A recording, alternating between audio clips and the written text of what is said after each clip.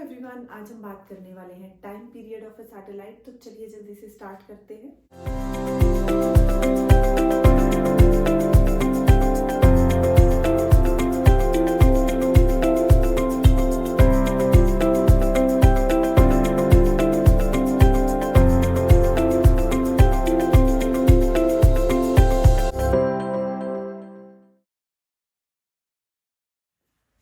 Time period of a satellite की अगर हम बात करें तो टाइम पीरियड हमारे पास क्या है? टाइम पीरियड वर्ड डिफाइन करता है time taken by an object to complete one revolution. तो मींस बॉडी जितना भी टाइम लेती है टू कंप्लीट वन रेवोल्यूशन, उसको हम क्या बोलते हैं? उसको हम डिफाइन करते हैं टाइम पीरियड। तो क्योंकि हम बात कर रहे हैं सैटेलाइट की, तो time period of a satellite क्या बन जाएगा? सैटेलाइट एक रेवोल्यूशन कंप्लीट करने के लिए कितना टाइम लेगी, वो टाइम पीरियड होगा सैटेलाइट का। तो मीन्स हमारे पास बॉडी अर्थ, प्लैनेट लिया हमने अर्थ जिसका मास m, रेडियस r। हमने बोला उसके आसपास हमारे पास एक सैटेलाइट रिवॉल्व कर रही है। तो अगर सैटेलाइट सर्कुलर ऑर्बिट में मूव कर रही है, उसकी जो ऑर्बिटल वेलोसिटी हो जाएगी v0। तो यहां से यहां तक का डिस्टेंस ये r है, ये h लिया था हमने। टोटल मिला के इस पॉइंट पे क्या हो जाएगा? Orbital velocity v0, small distance r from the centre of the earth to the satellite. तो वो हमारे पास क्या है? स्मॉल डिस्टेंस r है, जो क्या डिफाइन कर रहा है? Radius of the orbit. तो ऑर्बिटल वेलोसिटी कितनी आई थी? √gm by small r, where small r is r plus h। तो यहां पे हमने बोला time period of a satellite क्या है? Time taken by a satellite to complete one revolution, उसको टाइम पीरियड बोलते हैं। अब टाइम पीरियड निकालने के लिए हम यूज कर सकते हैं स्पीड। किसी एक पर्टिकुलर इंस्टेंट पे हमारे पास अगर हम स्पीड की बात करें तो कैसे डिफाइन करेंगे? सरकमफेरेंस ऑर्बिट का डिवाइडेड बाय t। तो v0 कितना आ जाएगा? v0 will be 2 pi r, small r is the radius of the orbit divided by time t। तो ये जो टाइम है ये क्या हो गया? Time period of revolution, time taken bye satellite. तो टाइम पीरियड फाइंड करेंगे 2 pi r upon v0। Small r को हम लिख सकते हैं कैपिटल R प्लस h। तो हमारे पास रिलेशन बन गया 2 pi r plus h divided by v0, where v0 is √gm by r। तो अगर हम इसको यहाँ पुट करें v0 √gm by r which is gm upon r plus h, तो एक्सप्रेशन बन जाएगा t is equal to 2 pi √r plus h का whole cube divided by gm। तो टाइम पीरियड ये हमारे पास आया किसका? सैटेलाइट का, जो सैटेलाइट रिवॉल्व कर रही है सर्कुलर पाथ में, ऑर्बिट में, फिक्स्ड ऑर्बिट में, किसके आसपास? अर्थ के आसपास। इसी एक्सप्रेशन के लिए हमने यूज किया speed is distance upon time, means 2 pi r upon t। t निकालने के लिए 2 pi r upon v0, where v0 is the orbital velocity of the satellite. तो वो कितनी थी? √gm by r, जहां स्मॉल r क्या था? Radius of the orbit. तो यहां से r प्लस h, ये स्मॉल r को डिनोट करता है। तो यहां से टाइम पीरियड कितना आ गया? 2 pi √r प्लस h का whole cube divided by gm। अब इसी एक्सप्रेशन को हम स्मॉल g की टर्म्स में भी निकाल सकते हैं। स्मॉल जी आर स्क्वायर किसके इक्वल होगा? gm के इक्वल। तो हम इस gm को रिप्लेस कर सकते हैं gr स्क्वायर से। तो t कितना आ जाएगा? 2 pi √r प्लस h का whole cube divided by gr square, एक एक्सप्रेशन। दूसरा हम in terms of density, mean density ले ली हमने अर्थ की रो।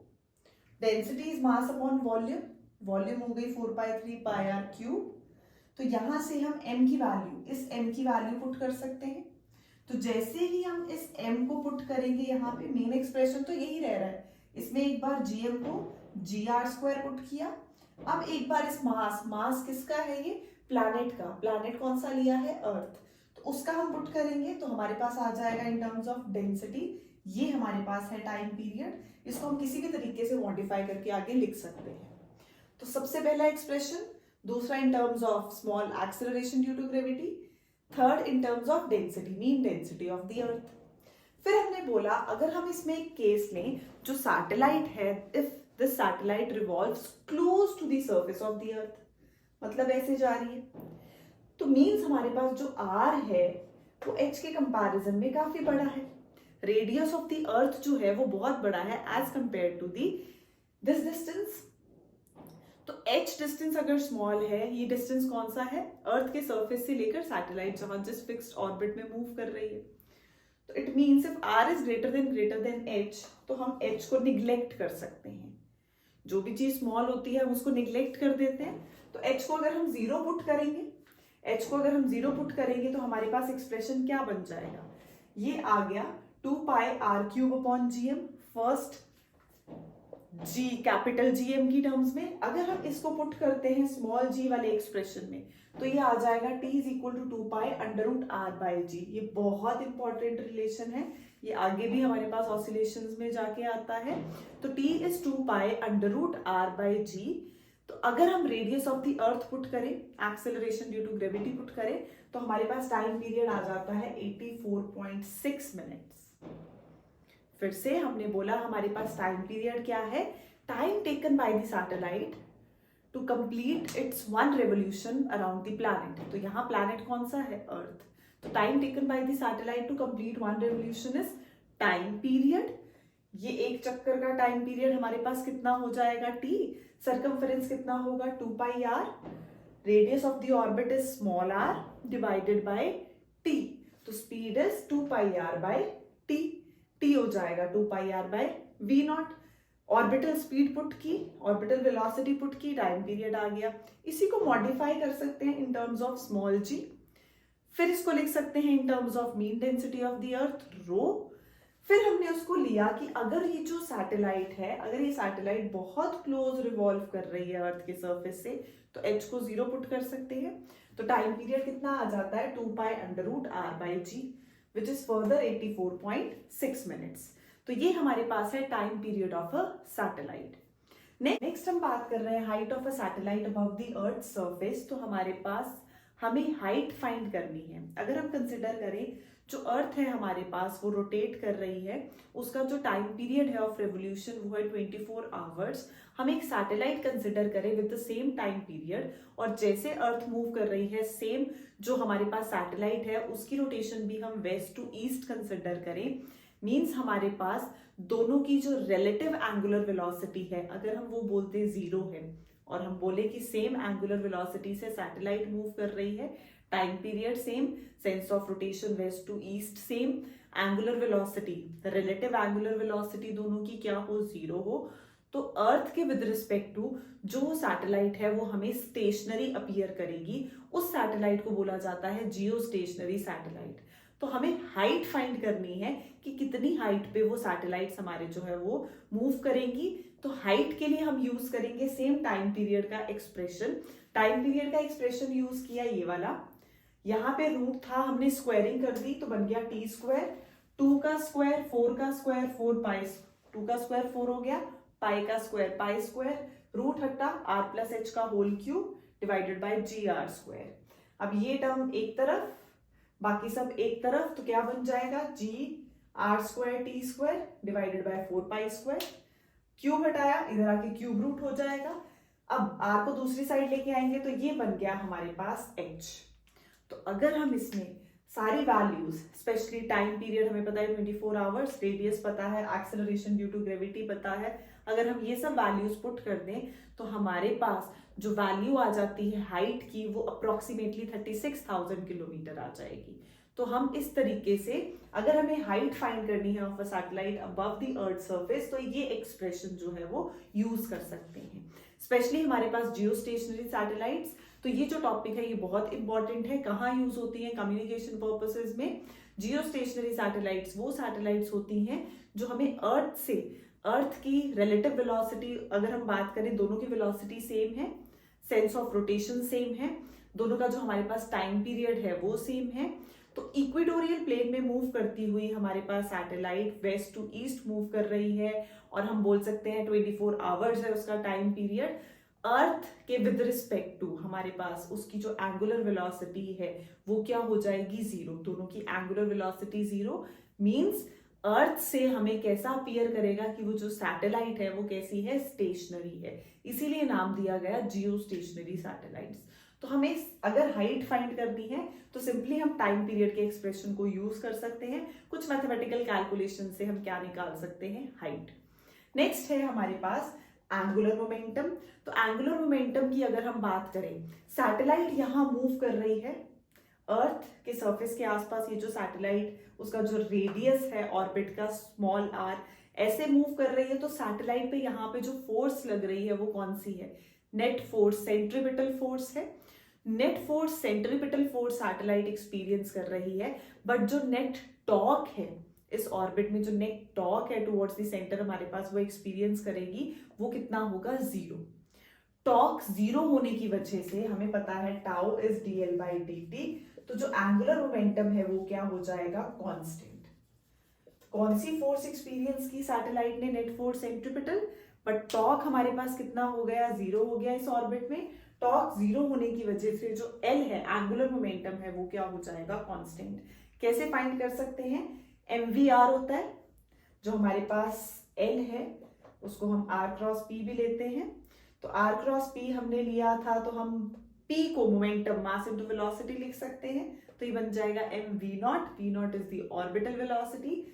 वैल्यू पुट करेंगे तो ये बेसिकली हमारे पास आ गई वैल्यू, आगे उसको मॉडिफाई करके हम किसी भी तरीके से लिख सकते हैं। तो ये हमारे पास क्या हो गया, angular momentum of a satellite.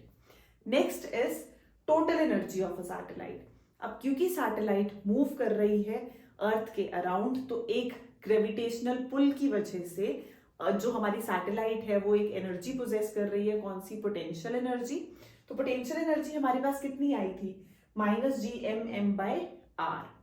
उसके बाद हमारे पास थी काइनेटिक एनर्जी। तो काइनेटिक एनर्जी हम कैसे निकाल सकते हैं, 12mv0²। ऑर्बिटल मोशन की वजह से, जो ऑर्बिटल वेलोसिटी है उसकी वजह से काइनेटिक एनर्जी आएगी, कितनी आएगी, 12mv0²। v0 को अगर हम पुट करें, v0 क्या था, √gm/r। तो अगर हम इसको पुट करते हैं तो हमारे पास आ जाएगा gm/, तो मीन्स यही वाला। तो हम इसको लिख सकते हैं G capital M small m/2r। तो ये पोटेंशियल एनर्जी, ये काइनेटिक एनर्जी ऐड किया, आ गई net energy negative. Negative energy क्या बताती है, जो हमारी सैटेलाइट है that is bound to the earth. जो हमारी सैटेलाइट है वो कैसी है, अर्थ के साथ बाउंडेड है। बाउंडेड मींस अट्रैक्टिव फोर्सेस के साथ बाउंडेड है। तो हमने आज तक यही किया है, जहां अट्रैक्टिव फोर्सेस आई एनर्जी क्या हो जाएगी, नेगेटिव। तो मींस हमारे पास टोटल एनर्जी नेगेटिव होने का मतलब जो हमारी सैटेलाइट है वो अर्थ के साथ एक बाउंडेड सिस्टम दिखा रही है। तो बाउंडेड सिस्टम में है, अट्रैक्टिव फोर्सेस के साथ बाउंड है वो यहाँ पे, तो इसीलिए जो है ऑर्बिटल मोशन उसका यहाँ पे पॉसिबल है। तो टोटल एनर्जी कैसी हो जाएगी, नेगेटिव। जब टोटल एनर्जी नेगेटिव होती है हमारे पास कैसा पाथ होगा, कैसा ऑर्बिट होगा, या तो एलिप्स होगा या फिर हमारे पास सर्कल होगा। तो अगर एनर्जी नेगेटिव होती है तो कैसा ऑर्बिट होगा, एलिप्स या फिर हमारे पास सर्कल। अब अगर मुझे अपनी सैटेलाइट को दूर कहीं इंफिनिटी पे लेके जाना है, तो इंफिनिटी पे ले जाने का मतलब वहां पे ये जो आर होगा इंफिनिटी हो गया, तो पोटेंशियल एनर्जी भी जीरो हो जाएगी। वहां जाके हम ये मानते हैं इंफिनिटी पे जो फाइनल वेलोसिटी है वो भी जीरो हो जाएगी। इंफिनिटी पे आर जीरो तो पोटेंशियल एनर्जी जीरो। अगर हम बोले वहां पे हमारे पास जाके वेलोसिटी जीरो, इंफिनिटी पे जाके कहीं दूर जाके नॉट डिफाइंड पोजीशन पे हमने बोला जाके हमारी जो सैटेलाइट है वहां जाके उसकी वेलोसिटी भी, एनर्जी भी खत्म, तो वेलोसिटी कितनी हो गई, जीरो। तो फाइनल वेलोसिटी जीरो मतलब टोटल एनर्जी कितनी हो जाएगी, तो at infinity total energy will be zero. तो अगर किसी सैटेलाइट को दूर इंफिनिटी पे लेके जाना है तो टोटल एनर्जी कितनी चाहिए, जीरो। बट अभी हमारे पास कितनी है, नेगेटिव। तो जितनी same amount of positive energy हम देंगे, अब यहाँ पे है -gmm/2r, ये बताती है नेगेटिव एनर्जी जो सैटेलाइट है that is bound to the earth. जो सैटेलाइट है that is bound to the earth by some attractive forces, तो इसकी वजह से एनर्जी आई नेगेटिव। अब अगर हमें इस सैटेलाइट को इंफिनिटी पे लेके जाना है, तो infinity means potential energy zero, infinity means velocity zero, तो मतलब kinetic energy zero, which means total energy zero. तो इंफिनिटी पे जाके कहीं टोटल एनर्जी जीरो होगी। टोटल एनर्जी जीरो होने का मतलब हमारे पास कि अगर ये एनर्जी है, जब ये बाउंड था जब एलिप्स और सर्कल हमारे पास ट्रेजेक्ट्री थी, हमने बोला अगर हम same amount of positive energy दे दें, same amount of positive energy दे दें, तो सैटेलाइट फ्री होके कहाँ चली जाएगी, इन्फिनिटी पे चली जाएगी। अगर हम सेम अमाउंट ऑफ एनर्जी देंगे तो सैटेलाइट फ्री होके कहाँ जाने वाली है, इन्फिनिटी। फ्री सिस्टम बन जाएगा। कैसी ट्रेजेक्ट्री होगी, हाइपरबोला। कैसी ट्रेजेक्ट्री होगी, हाइपरबोला। तो जब टोटल एनर्जी 0, उस टाइम पे हमारे पास हाइपरबोला मींस कहाँ चला जाएगी, कहाँ चली जाएगी सैटेलाइट, इन्फिनिटी पे। अब ये जो हमने एक्स्ट्रा एनर्जी प्रोवाइड की, ये जो हम एक्स्ट्रा एनर्जी दे रहे हैं कौन सी, plus Gm/2r to make this total energy 0।